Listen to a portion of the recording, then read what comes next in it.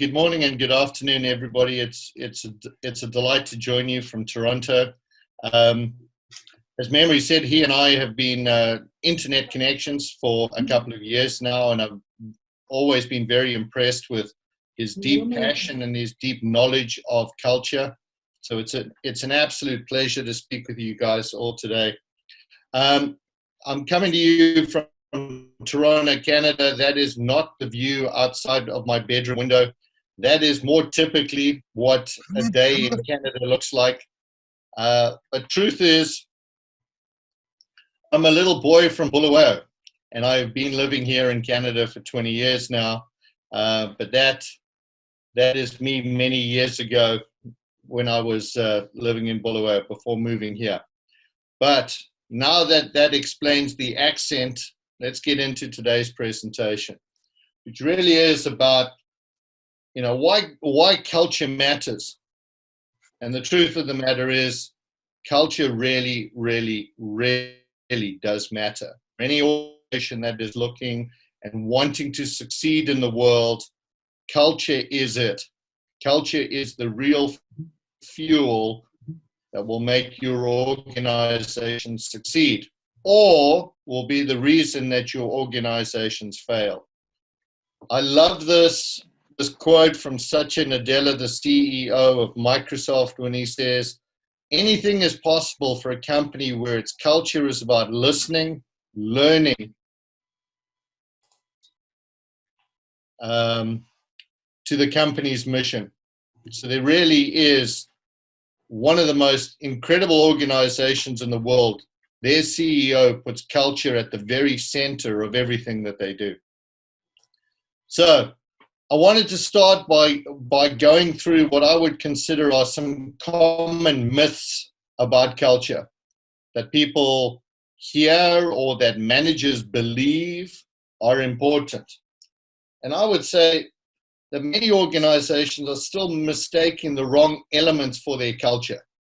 They look at things like they have a great cafeteria, or they have free meals for their workers, or they have a foosball table in their office, and they say, well, we have a really fun culture. Or they point to the values on the wall, to a poster, and they say, look at how magnificent all of these things are. The truth of the matter is, that is not your culture.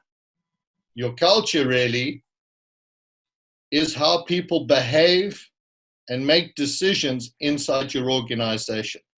If at any time you're thinking about what is your culture, it is how people look around and they make decisions. Decisions that are at the center of your business, and decisions about how they treat each other, how they treat customers, and what they do when times are problematic. Edgar Skene, who's probably the grandfather of culture, the person who's probably the academic who's probably spent the most time ever working and trying to understand culture, would say there are three levels of culture. One is artifacts and behaviors.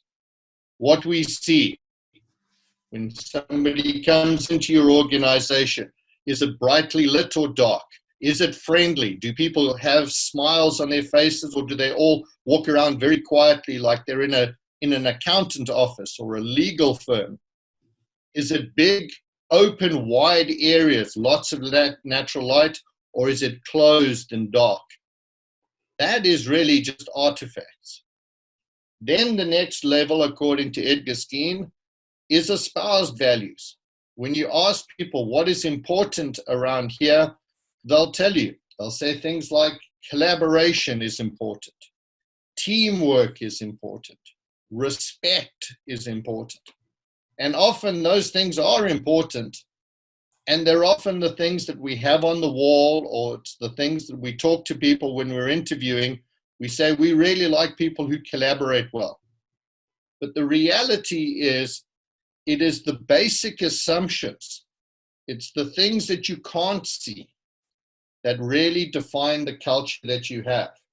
And these are the things, these are almost like the unwritten rules of your organization that drive the culture.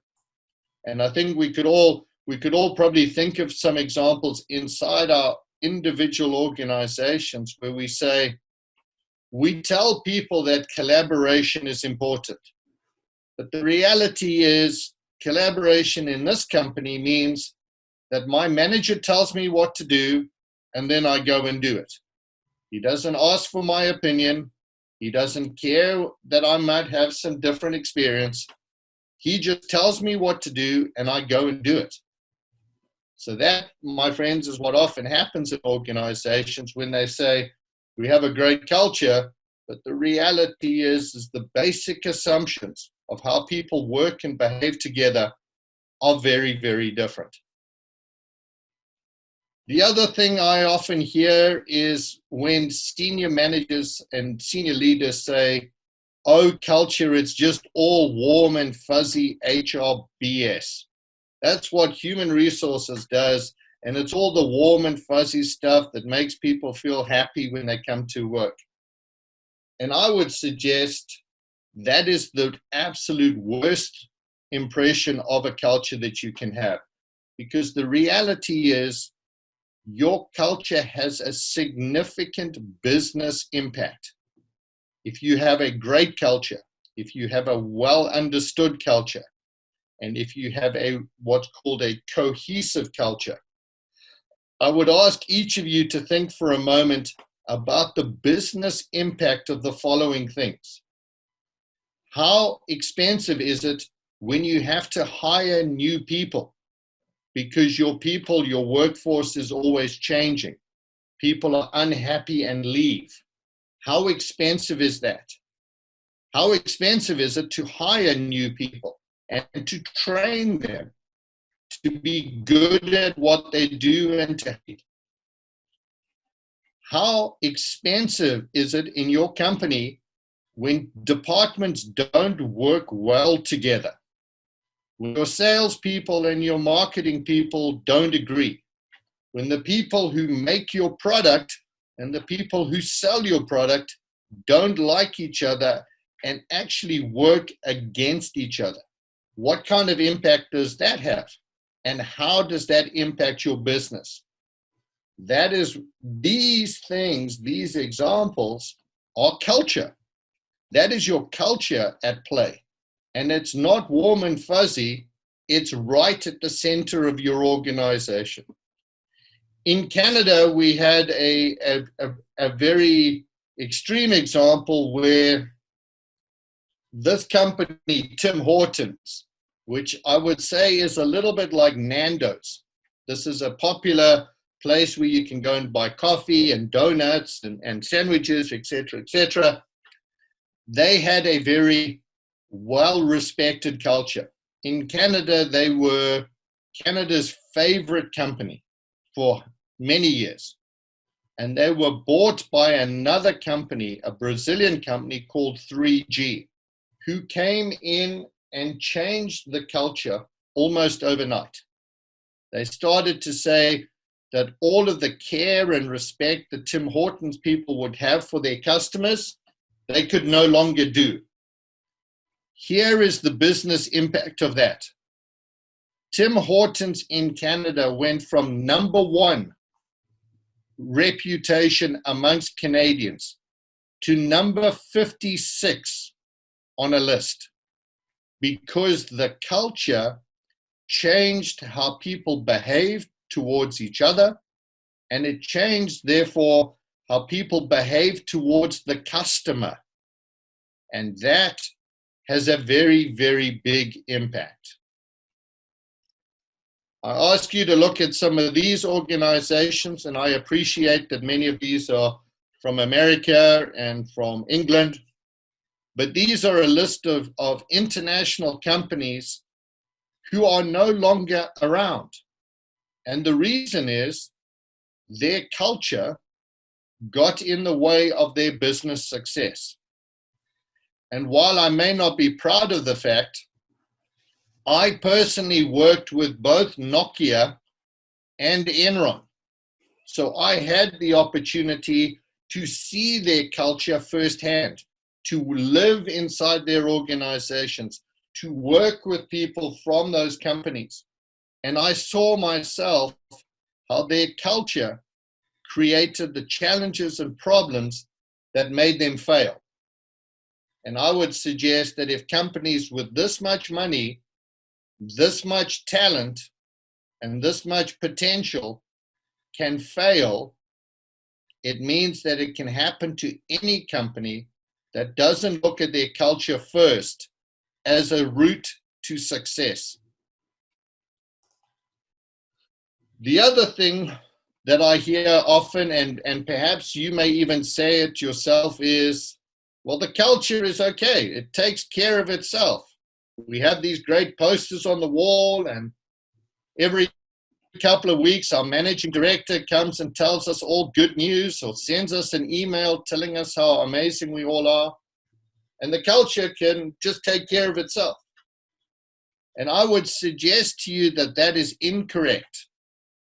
That every single day when your people come to work, they are looking for signs that the culture is still the same as the culture was yesterday when they left. Your people every single day are looking for two things from you as leaders of culture. Number one, they are looking for consistency. When you ask them to do something, do you ask in the same way? Do you act in a similar fashion? Do you do the same things day in and day out? Do you allow them to know that when you ask for something quickly, you mean quickly? And when they act in a certain way, what happens is always the same. If one day you praise them for thinking proactively, and the next day you punish them for thinking proactively, you create confusion in your culture. The next thing that they look for is believability. When you tell me something, do I believe you? Do I agree? Do I understand?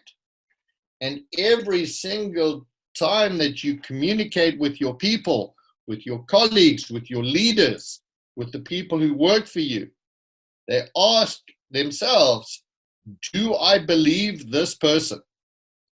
Those two things, consistency and believability, are so critically important.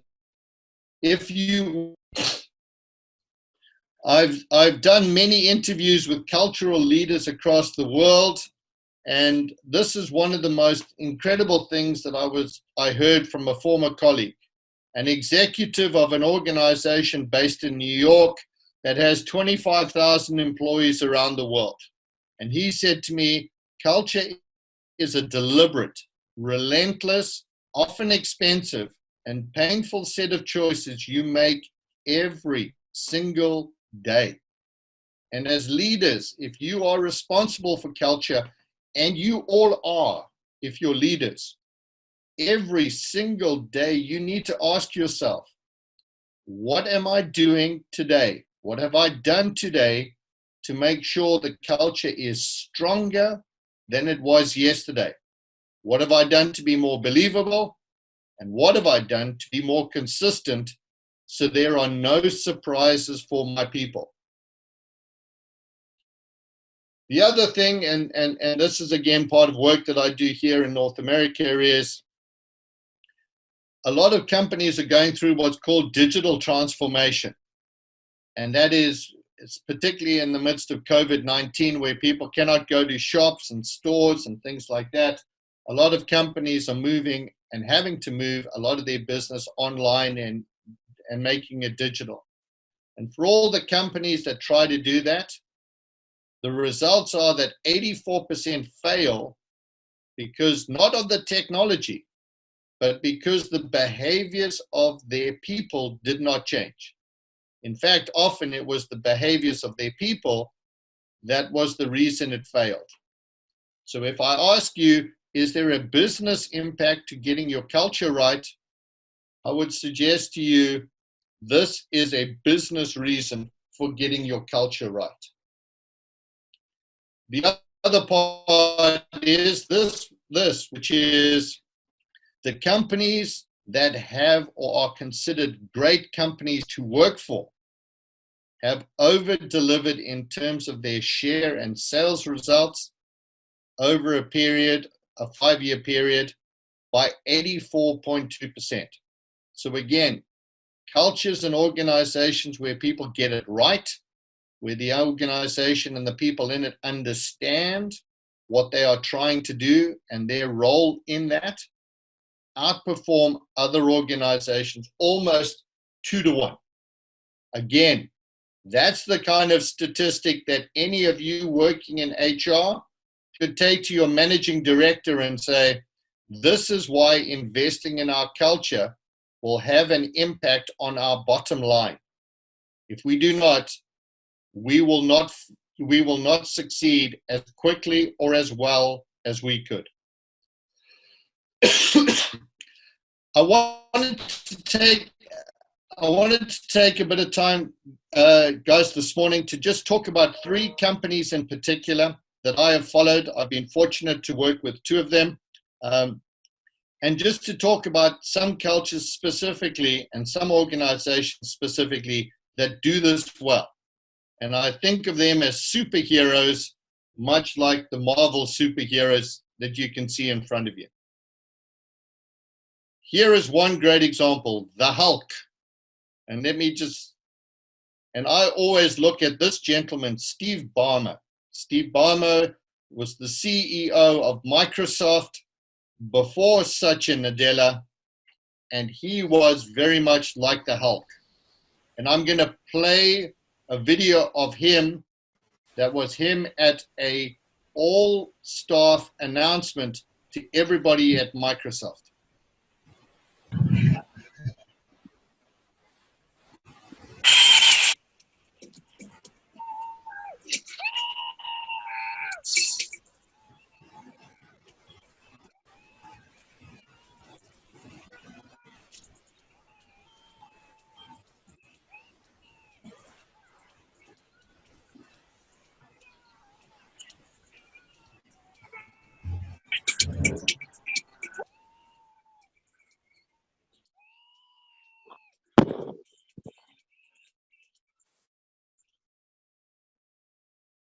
Now, I wonder how many of you work at a company where your general manager or your managing director is that excitable, is that interested, and is that happy when a new product is released. Steve Ballmer was very much that type of CEO for Microsoft. But the unfortunate thing is the way that he developed the culture at Microsoft, as you can see in this famous cartoon from 1995, is that he created such a competitive environment inside where winning at Microsoft meant that one of your colleagues had to lose, that he actually put departments almost in direct fighting and conflict with each other. Now, I would ask you, if you think about a company where internally the people are fighting, what are the chances that company will ever succeed? If the people who work for the same company are actually fighting each other, what chances that company have to succeed? But let me talk to you about the resurrection, if you will, of Microsoft under this gentleman, Satya Nadella. Satya Nadella came into Microsoft, this company that was historically very competitive and fighting itself internally, and presented a couple of these areas of improvement. And I'll leave this up on the screen because I think each of you should look at this and look at your company and consider how important some of these things could be for you. Everybody works for a company that has a past, that has a story, that has something that they've done in the past that is really probably important. It's a bit of a legend about your company. And often those legends are very important and a source of pride for the people that you work with. What are the stories that give pride to your people that you need to have? The other is having what's called a purpose-driven mission. What is it that your company is looking to achieve? How are you looking to make the world a better place because your company does what it does? Number 3, and this is the one I would encourage all of you to think about. What are some of the small changes, not the huge changes, but the small changes you can make at your company that will signal to your people things are different today? Memory had shared with me this morning some questions that had come in from participants a little bit earlier about how do you get a culture transformation to begin. And I would suggest that sometimes it doesn't need to be a big and enormous exercise. That sometimes you can signal to your people with small things that it is a different company and the way you're operating will be different. Number 4, communicate, communicate, communicate, again, is something very important. And I think often what we forget is because as the people who do the communications, we think that because we've listened to the message 5 times, that every one of our colleagues understands it, can interpret it, and can do what's required of themselves. That is not always the truth. And then the very last thing is, even as a leader, or particularly as a leader, keep your ego in check. Stay humble. Be a people-driven leader. Do not be an arrogant person that no one respects. So let's go into these in a little bit of detail. Honor the past and embrace the future. This was one of the first things that Satya Nadella showed to his colleagues at Microsoft. And think about how much of an impact this would have made for somebody who'd worked for that company for 10 years. On the left, this is what Microsoft was known as by its customers and by the people working there. It was a place of fear. It was a place of individual achievement. It was a place that looked for heroes. And it had to be a hero meant that you had defeated enemies around you to succeed. And it was a place that was very, very critical.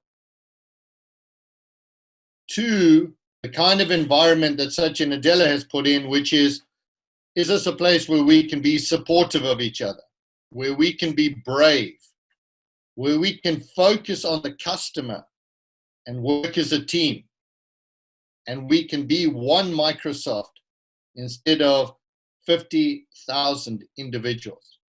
Think about how powerful that is to signal to your people you want to change. Excuse me. Have a purpose-driven mission. Again, at Microsoft, this was the mission that they put forward. Empower every person and every organization on the planet to achieve more. Now, I ask each of you, if you had a choice to go to work for a company who said, this is what we are here to do.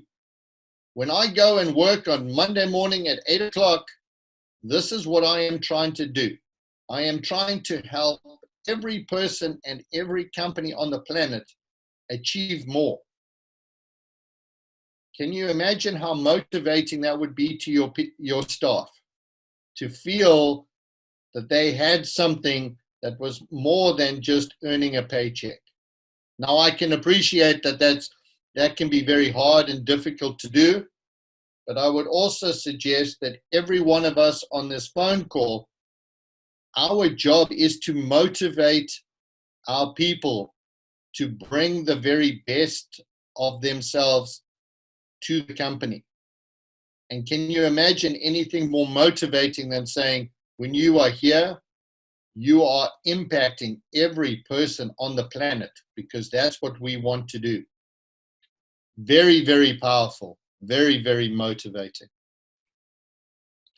Change is small and symbolic. Again, not everything you need to do needs to be enormous, expensive, and time consuming. Some of it can be very small things, but they can have a huge signal. Here are some of the things that Microsoft changed.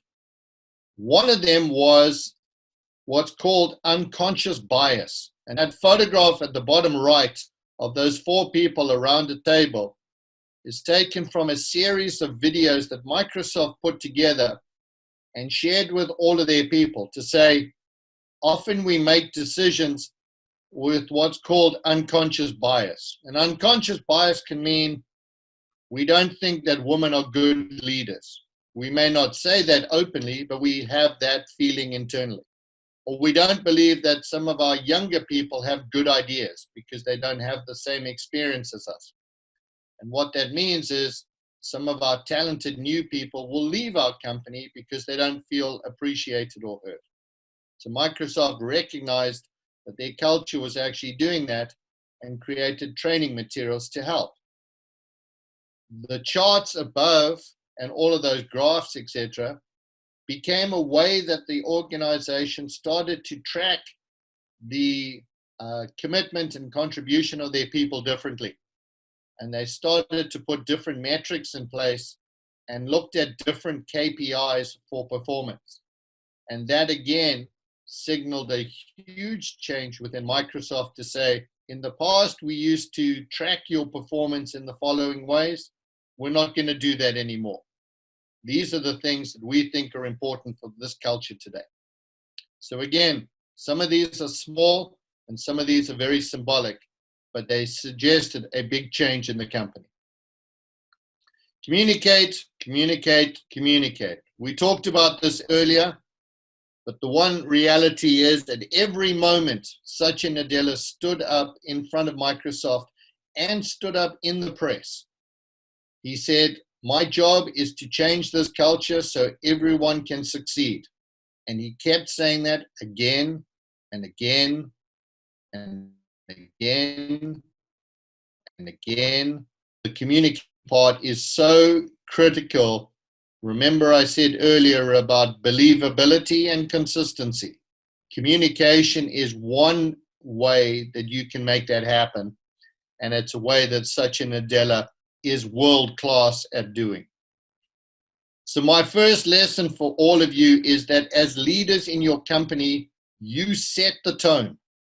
It is up to you to be the person. If you want the culture to be different, you are the person that is the one that will make that change begin. You have to be the person who takes charge of that. And this is a personal definition of culture, but I think one that is often very important, which is the worst behavior that your management lets go is what your people will look and say is the culture. And I will give you an example. If your company lets people be racist, that is your culture.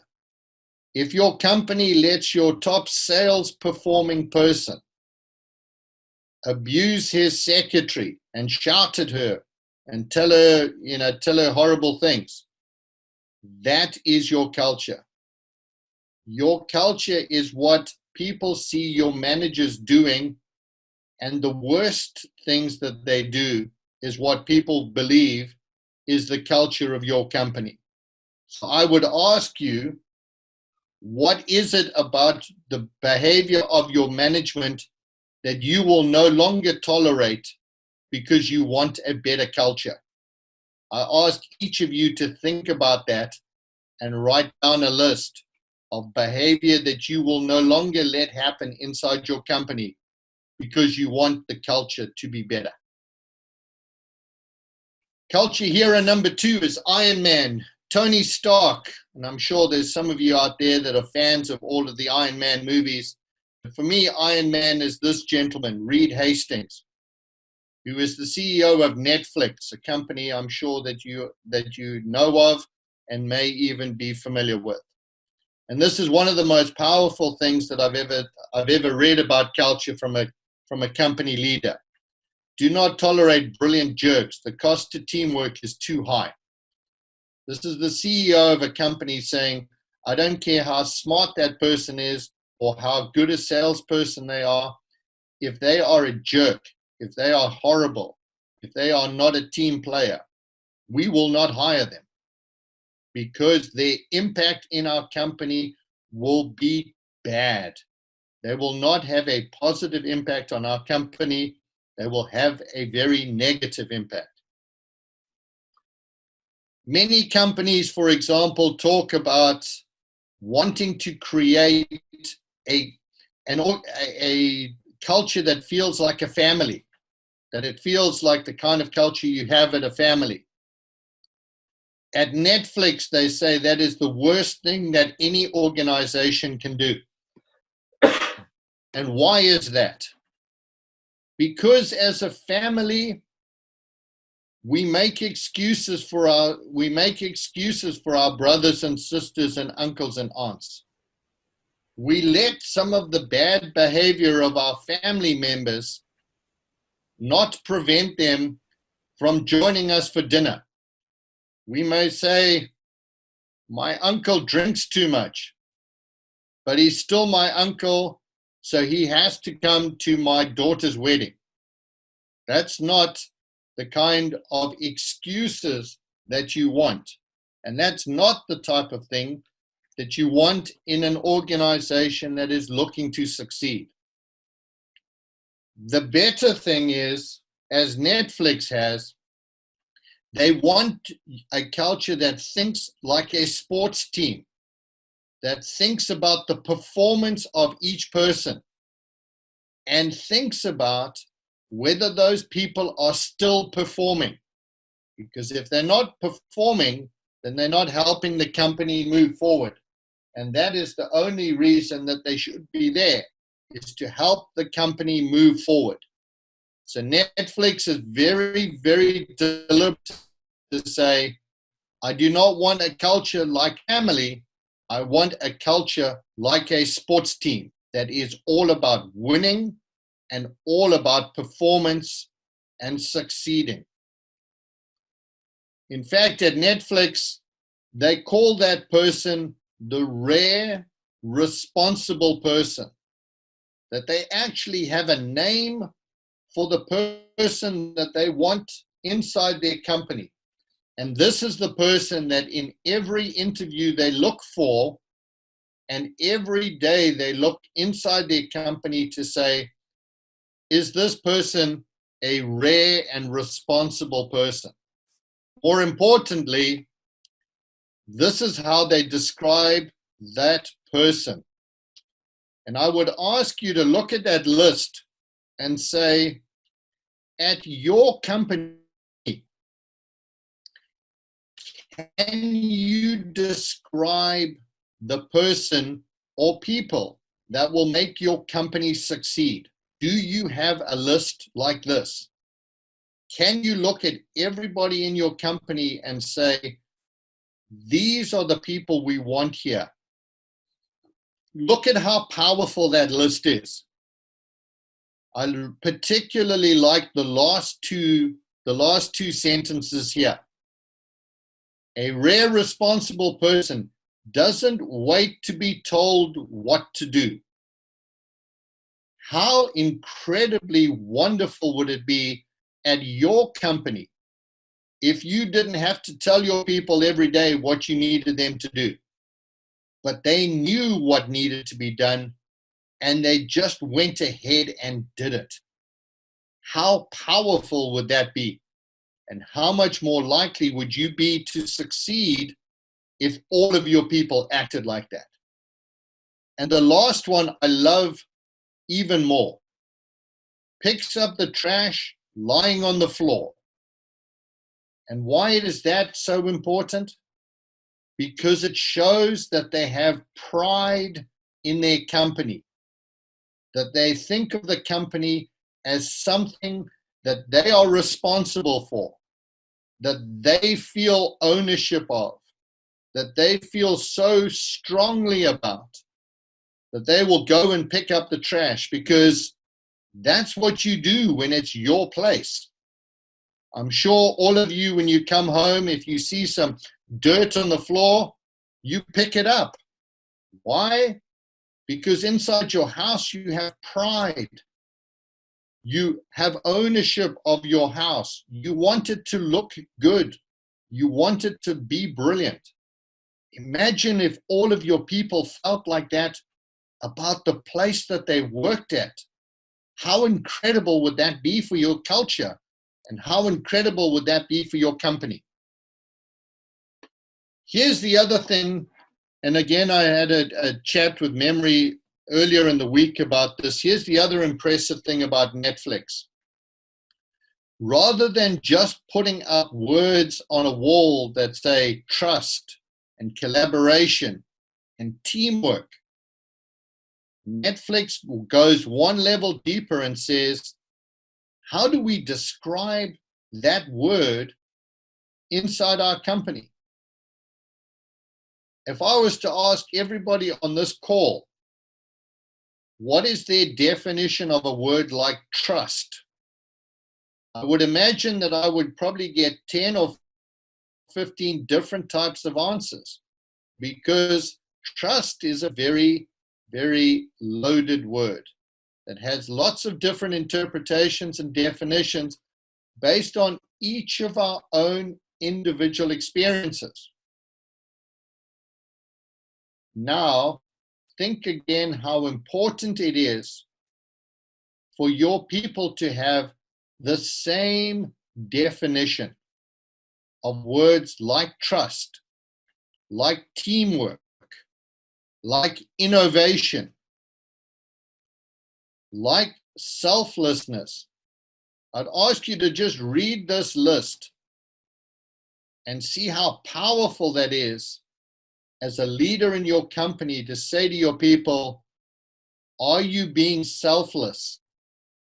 And being able to show them this list and say, yes, you are, or no, you're not. I'm actually going to ask all of you a question now, and I would like you to send your answers to Memory, please.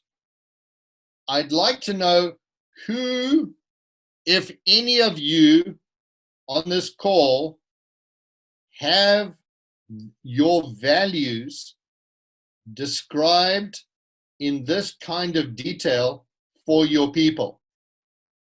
I don't need to know your names, and I certainly don't need to know which companies you're at, but I would be very interested to know how many of you have these types of things for your company, and if you use them.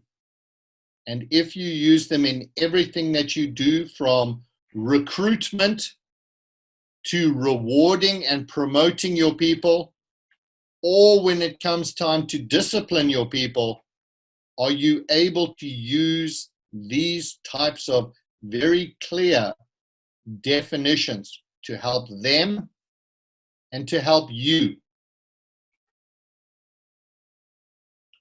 So lesson number 2, I would suggest for any great culture, is your values matter. They are important, but behaviors matter more. Your ability to define those behaviors is very, very critical. And I would suggest, and this is some relatively recent work that I've been doing with a gentleman in New Zealand called Jeremy Dean, and I will share his details with Memory so he can share it to everybody here.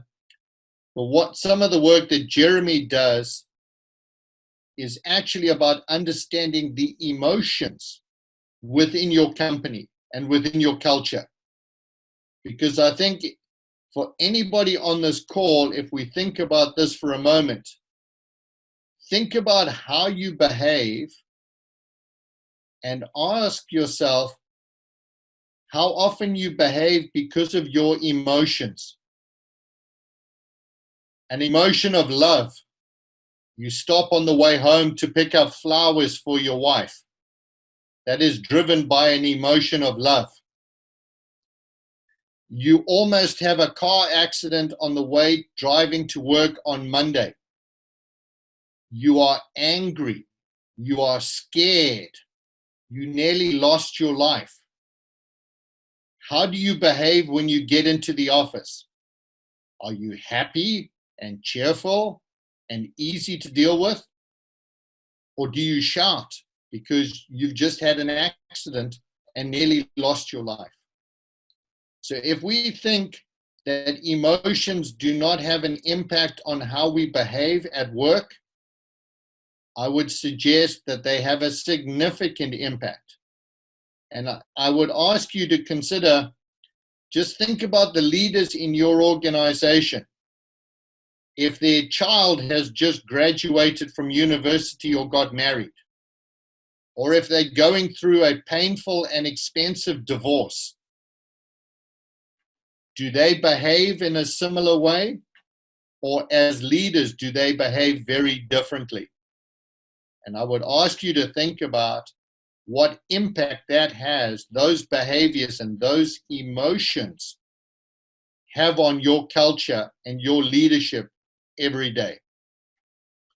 Consider that for a moment as you work through the culture and the leadership you want to have in your company. The third and final sort of superhero, culture superhero for me is one from probably one of the toughest businesses in the world.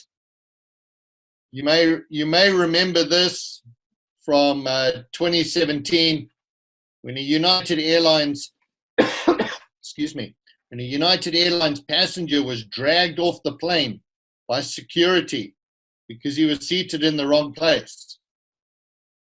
And remember how people sit and think about airlines and how they are the least friendly place in the world.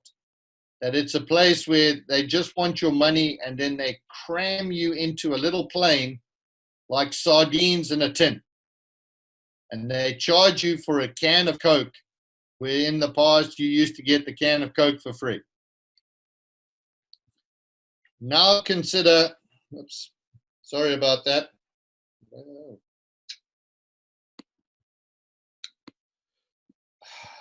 Sorry, let me bring this presentation up again. There we go. Sorry, gentlemen.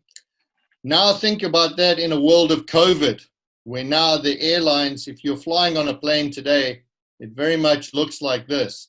Think about how tough that environment is to work in the airline industry today.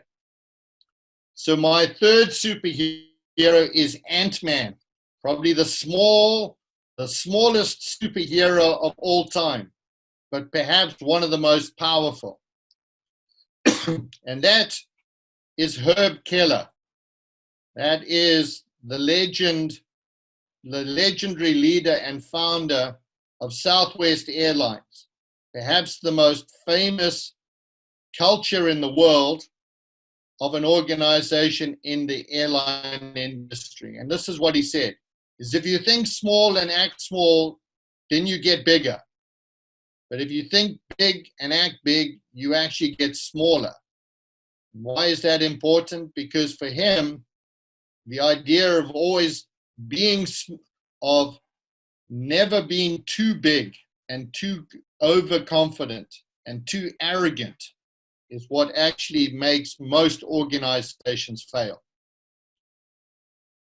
Herb Keller, obviously the leader of Southwest Airlines, recurringly one of the most impressive organizations in the world. And I've been fortunate to spend time with the wonderful people at Southwest Airlines. And it is, for anybody who loves culture, it is like visiting the center of culture in the world. This is such an incredible, wonderful, brilliant organization. And I'm going to play a little video which I think will bring this to life for each of you. Good evening. folks, welcome aboard Southwest Airlines Flight 372, service to Oklahoma City. Those of you that have flown us before know that we do things a little bit differently here on Southwest. Some of us tell jokes, some of us sing, some of us just stand there and look beautiful. I, unfortunately, can do none of those. So here's the one thing that I do know how to do. We're going to shake things up a little bit. I need a little audience participation. Otherwise, this is not going to go over well at all. So here's what I need, especially you guys in the front, because you know what's coming. All right, I need a beat. All right.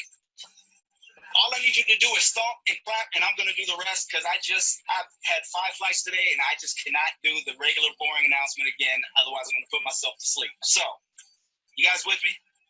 All right. So give me a stomp, clap, stomp, clap. Come on, stomp, clap, stomp. Clap, stay on beat there. There you go. Keep that going. This is Flight 372 on SWA. The flight attendants on board serving you today. Teresa in the middle, David in the back. My name is David, and I'm here to tell you that shortly after takeoff, first things first, there's soft drinks and coffee to quench your thirst. But if you want another kind of drink, then just holler. Alcoholic beverages will be $4. If a Monster Energy drink is your plan, that'll be $3, and you get the whole can. We won't take your cash, you gotta pay with plastic. If you have a coupon, then that's fantastic. We know you're ready to get to new places. Open up the bins, put away your suitcases. Carry on items, go under the seat in front of you, so none of you have things by your feet. If you have a seat on the road with the exit, we're gonna talk to you, so you might as well expect it. You gotta help evacuate in case we need you. If you don't want to, then we're gonna reseat you. Before we leave, our advice is put away your electronic devices. Fasten your seatbelt, then put your trays up. Press the button to get the seat back, raise up. Sit back, relax, have a good time. It's almost time to go, so I'm done with the ride. Thank you for the fact that I wasn't ignored. This is Southwest Airlines. Welcome aboard.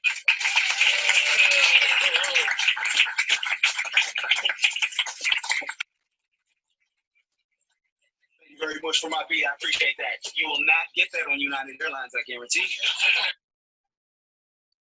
So I would ask every one of you on this call, imagine what it takes.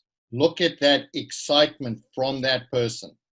Look at that joy in him doing his job, in him working. And most importantly, look at the reaction of the customer. Look at how they felt they were being treated like a human being. And this is a guy, you heard him say at the start of that, this is my 5th flight today. And he still had that energy. He still had that excitement. He still had that passion. He still had that desire to work and bring that, all of that to the company. And I will tell you, that is exactly what it is like to fly Southwest Airlines. And I would imagine that is exactly what you don't get when you fly Air Zimbabwe or you fly SAA. Please tell me, unless it has changed since the last time I flew either of those great airlines, that is not the passion of the people that work for that company. And here is why, and here is some of the things that Southwest Airlines do so differently. What they do is they set incredible expectations of their people. They say to their people, we expect you to be adults. We will treat you like adults, but we will tell you exactly what we expect of you. And the most important thing about that is it makes it very clear to anybody thinking about working at Southwest Airlines what they need to bring to the table. There is no ambiguity. The great thing is they also tell them what they expect and how they expect them to behave. Live the Southwest way, work the Southwest way. Again, everybody at Southwest Airlines knows this explicitly. And here's the third and most important part I leave you all with. They talk, and it's not on this slide, but I will definitely share it with memory, is they say that if you act like this, you can expect the same from the company. We don't expect you to work for nothing. We don't expect you to be passionate and us to treat you like everyone else. But if you act and work in this way, then you can get and expect from us, the company, the following things. And here's an interesting thing for you guys all to consider, that it is actually tougher to get a job at Southwest Airlines than it is to get into Harvard University. There are more people applying for jobs at Southwest Airlines, and it is tougher to get that job than it is to be a student at one of the best universities on the planet. That is because Southwest Airlines, like Netflix and like Microsoft, is only prepared to hire people that will help them succeed.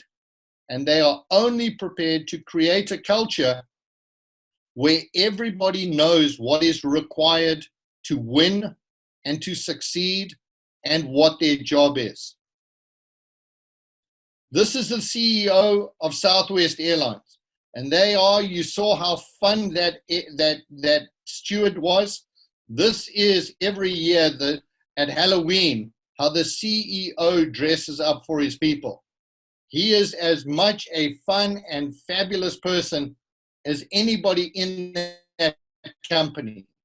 And that is what's required to build a great culture. It starts at the top, and it is for everyone.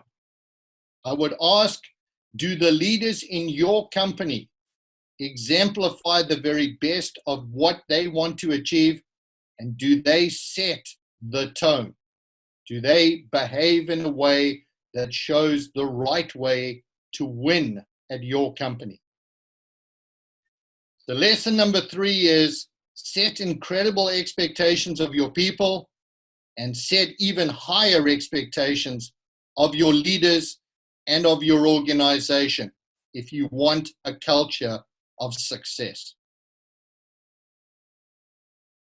Number 1, so to recap quickly, as leaders, you set the tone. Behaviors and emotions matter in creating a world-class culture. And number 3, set incredible expectations of yourself and of everyone around you if you want an organization that will win and will win tremendously in the market. I leave you with this, which is Lou Gerstner, the CEO of IBM, who led one of the greatest cultural transformations of any organization in history with IBM. And I was fortunate to be working with IBM at the time. And look at how profound this is, where he said, culture is not one aspect of the game, it is the game. For Lou Gerstner, a company at IBM of over 100,000 employees worldwide, for him, he realized that culture and only culture is what would make that organization succeed. And with that, I thank you all for your time, and I am open to any questions that you may have. Thank you very much, Hilton. I think if I were to summarize this, it's really a lot of information and insights and examples. What I like most is the examples that you were giving, so that people can have takeaways in terms of the culture journey transformation that they need to undertake. I'll open this up for questions. Maybe we'll limit the questions to 6 or so questions if they are burning questions. Then you can take those questions, then we can close the session. So if you want to ask a question, I've got Duduzi Lemhlanga, your hand is up. If you want to ask a question, you can go ahead.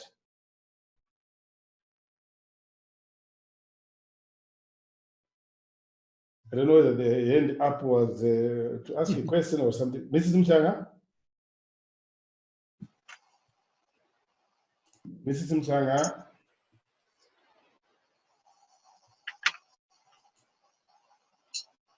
Don't be shy, guys. Okay, any other question? May I ask while Mrs. Mhlanga is Yes, Prosper. coming up? Thank you, man. Thank you, Memory. Thanks, Hilton. Hey, it's nice to talk to a Zimbabwean from that side of the planet. And, you know, I'm loving to hear the accent. I must tell you, I'm going to go downstairs, and my wife, who is born in Gweru, she will have missed all of this wonderful conversation. So thank you. Okay, what is man. your question? I'm also employer guy, eh? Of course, I could tell. All right, Hilton, thanks. From your experience, you worked for Nokia, you said, and Enron. Mm-hmm. Then you mentioned unconscious bias. Sorry, I missed that last word. Unconscious you bias. Mentioned unconscious bias. Yes. Yes, and then I want to ask is how does one have to deal with that? There are other issues like cognitive biases, logical fallacies, and illogical, debating. Say you are in a meeting and you're discussing issues. That sort of culture where debate goes, according to the person chairing, for example, but it's not. It doesn't stick to the logical rules of debating, and so issues tend to be unrealistic. Yes. In your experience, how have you dealt with that? Well, firstly, so thank you for your question. It's a really great question because it happens in every organization, and if truth be told, it is something that happens in the organization I'm with currently from time to time. So I would suggest there's a couple of things that you can do. Number one, I think is, and I've seen this work very well, is that you take inside every single boardroom in your company, you should have something that reminds people of the behaviors that you want in and from every meeting. And even consider having somebody who leads the meeting remind people at the start of the meeting, this is what meetings at this company are like. We always end with an outcome. We always end with a decision. And we always end with somebody held accountable. And having that reinforcement at the start of every meeting is a very tactical and small way that you can reinforce that is the type of behavior you want. I think the second thing, and probably the harder part for you perhaps, is to take that leader to one side and say, the struggle we're having with not the debate, but where the debate finishes, is that we are unclear about expectations. And there is no mechanism for us to discuss, and there is no mechanism for us to succeed. And what I'm hearing, and again, perhaps something I can share with Memory, is what might be helpful is to do a leadership style assessment of your leaders. And that is a 360 assessment from both the leader, and he talks about his style, and then from the people that leader works for. So the leader can get some objective feedback on how their style is. Some leaders are good and some leaders are terrible. But here's one thing I will tell you from across the world. Every leader I've ever met believes they're a better leader than they actually are, because no one is really objective about their leadership. Just like being a husband or being a dancer, you probably think you're a better husband or dancer than perhaps other people might. But if you really want to succeed, you will take that feedback. So I will happily share some things with Memory that could perhaps help you and that leader in particular. Thank you, Hilton. I've got another question here from a participant. They say, how do you deal with people who are toxic, who fight everyone in the organization? That's question number one. Number two. So let me answer that question, because it's a critical question for everybody. Mm-hmm. Here's what Southwest Airlines would say. And I asked them a similar question. I didn't say toxic, but I said, what happens if you find somebody who doesn't act in accordance with your values? And the person who was the general manager of culture for Southwest Airlines said to me the following: we do everything we can to train them, to show them the way, to tell them what it is that we expect of them here. We give them that opportunity. We train them and we give them that opportunity. And if they still do not understand and are still unwilling to change, then we promote them to being a customer, which means we say goodbye and good riddance. I would ask all of you, that Netflix example is why I put that in there. That is how you have to treat toxic people. But here's what you have to do first. You have to understand why they are toxic.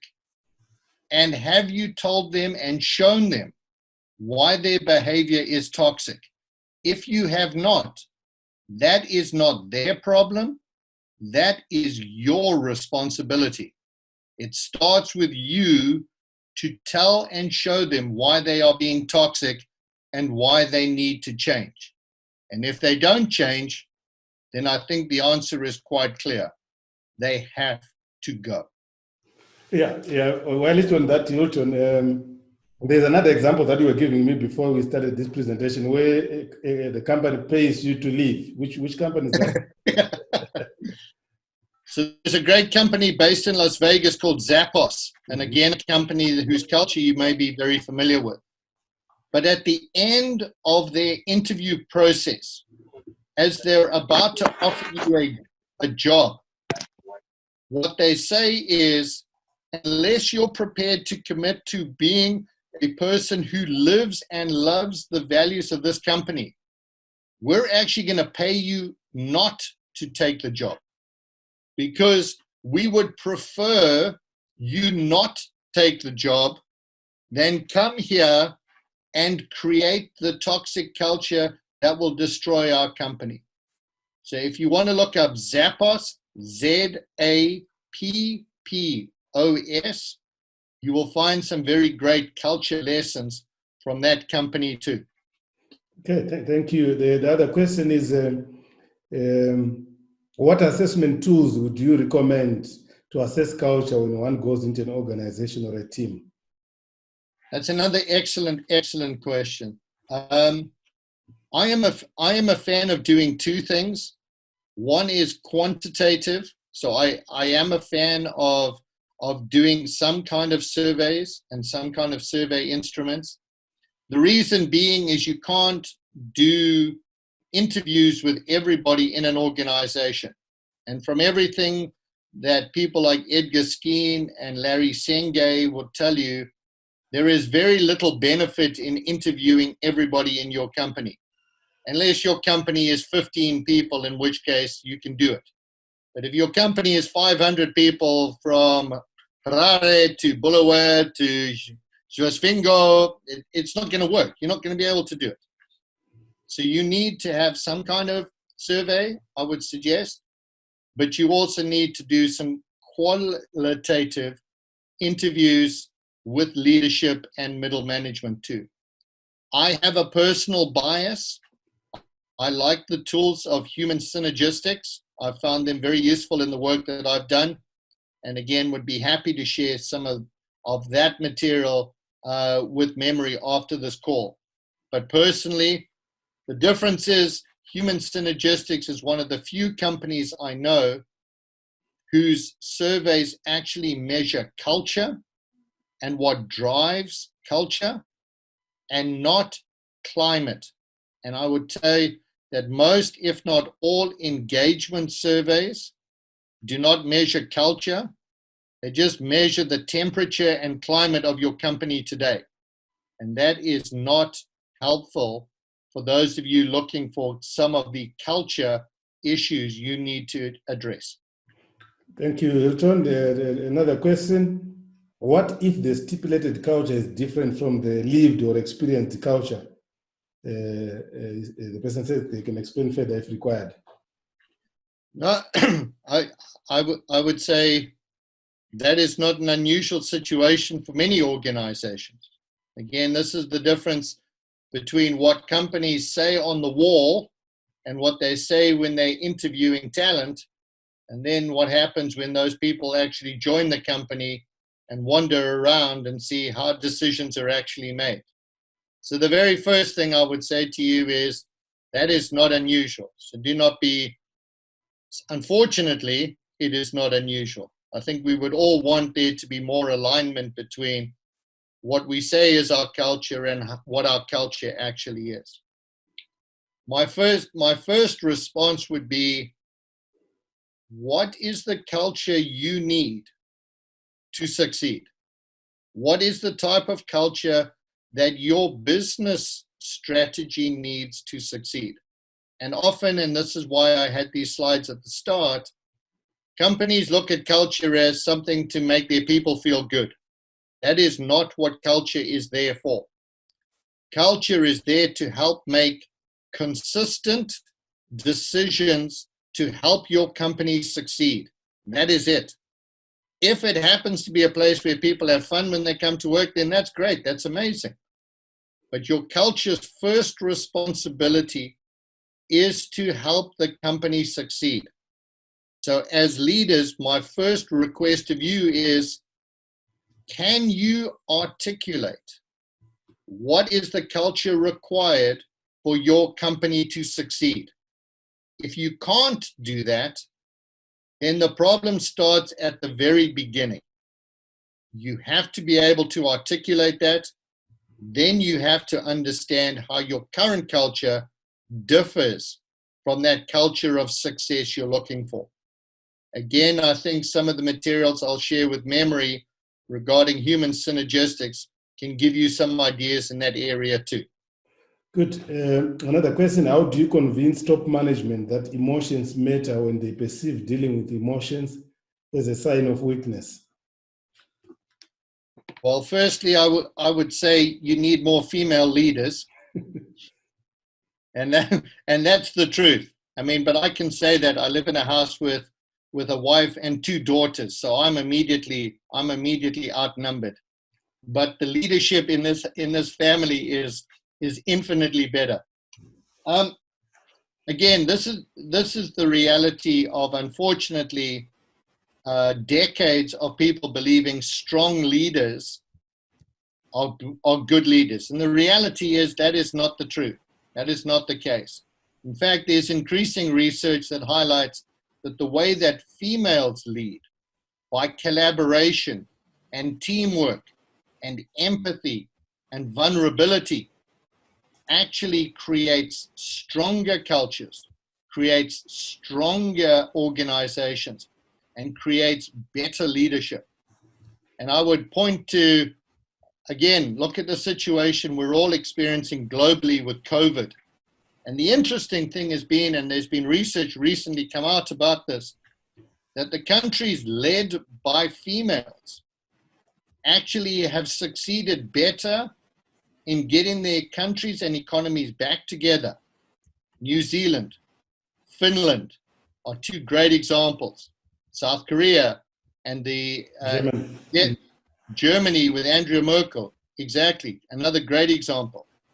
So I would suggest the conversation about emotions will not be easy for some of your leaders. I appreciate that, which is why I used some of the examples this morning with you, which are really about consider the impact that emotions have on behaviors, and ask each leader to actually maybe even keep a journal over a 2-week period.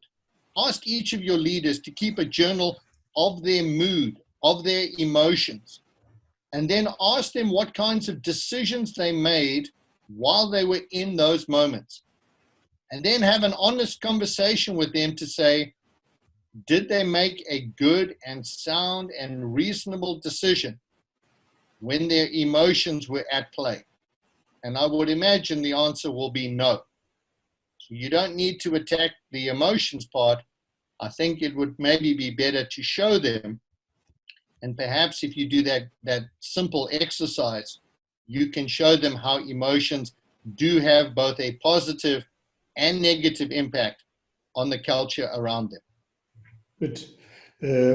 Then the other question, how does culture affect change management in an organization?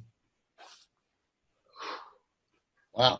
Do we have another 3 hours? I think we'll take, if there are any questions, we'll just take 3 more, that's it. No, that's fine. I mean, guys, it's a good look. It's a great question, and it's a very critical question. The reality is, culture has a significant impact on change and on change management, because I think as anyone who's ever done any change management work understands, there are sort of 3 states of change from each individual. You have active endorsers, people who are keen and invigorated by the change and want to actually participate and help in the change. Then you have active rejectors. These are people to whom change is a threat, change is something they don't appreciate, change is something they do not want to do. And they do everything in their power to prevent the change from being successful. And then you have a lot of people, typically between 40 to 60% in the middle, that are called passive rejectors. And these are people who sit on the fence and wait to see how the change will affect them. They sit and observe. They don't proactively help. They don't proactively hinder. They just sit and wait to see if the change will actually happen. So they are more cynical and skeptical, and they're the people who have a profound impact on whether a change can happen. The short answer is all of those people are impacted by the culture. Again, remember I said at the start of this thing, does your culture, do your people believe you, and do you act consistently? And think of that in the spirit of change. When you talk to them about the impact of change, is your message consistent and is it believable? Do you act in that time of change consistently and with integrity and authenticity? If you don't, then you are adding even more complications to change because your people do not know what is consistent and what is expected of them. Yeah. I hope that answered the question. Yeah. Douglas, maybe let's take a question from Douglas. You can go ahead. Okay, I think my question, thanks Memory and Hilton. I think we all know what sort of national culture we have in this country, where it's well known now worldwide for corruption. Mm-hmm. How easy is it for company leadership to come up with a positive and sustainable culture in this sea of corruption? Wow, Douglas, Douglas, I applaud you for your courage, and I applaud you for your humanity, mate. What an excellent question. Yeah. I will tell you it's difficult for me to give you an answer that will not sound like a platitude. So I apologize up front for that. Here's what my honest answer would be if I was talking to your managing director. I would say your organization and you as a leader have a choice. The choice is how much you are prepared and willing to let that behavior run your business. Now, I've been, the last time I visited Zim was 5 years ago. The last time I lived there was 20 years ago. So I can't talk about what it's like to run a business day to day in the country. But I can appreciate how incredibly difficult it must be. Mm-hmm. But I would suggest to you that every leader has a choice. And that is about their own integrity. That is about their own leadership. And they can look at it and they have to start. They have to be the person who sets the rules. And if they say corruption is okay, for whatever reason, I need to do this because if I don't, then the business collapses, and if the business collapses, then hundreds of people go out of work and are unemployed, and they are my responsibility. If that is the decision that they make, then that is their choice. But I would suggest that it has to begin with the leader. Like any culture, it begins with the leader, and it begins with how the leader chooses to behave and how they choose to tell their people, this is the appropriate behavior in this company. Because if they choose to say, we will not stand for corruption, then they need to make sure that they are the very first example of not standing for corruption, because otherwise they are just lying to themselves and lying to their people. So again, Douglas, what a magnificent question. And I'm sorry I couldn't give you a stronger answer than that, but what a brilliant, brilliant question, mate. Thank you for asking it. Thank you. I think, Hilton, you've done a wonderful job. So many questions. Otherwise, I will detain you for the next 2 hours. I would like to thank you very much for your time, the time that we were supposed to be with your kids under this lockdown. So well done for remembering your homeland. And we really appreciate the presentation. This presentation, like I talked to Hilton earlier on, is recorded. I will share all the information that Hilton will give me that he has promised. Probably tomorrow, I will be able to share all the information with all of them, including this particular recording. It will be on our website, yes. I'll also share with Hilton so that he can share globally with his own colleagues also there, so that we can share it. And also, when you see us sharing this information, please share with a lot of other people on your social media platforms. Yeah. And guys, if you know, this is my website. I'm just showing you here. If you want to visit that, there's all sorts of things, interesting things to read. I hope things that may help you, things that you may find of use. And of course, if you're on LinkedIn, then please reach out on LinkedIn.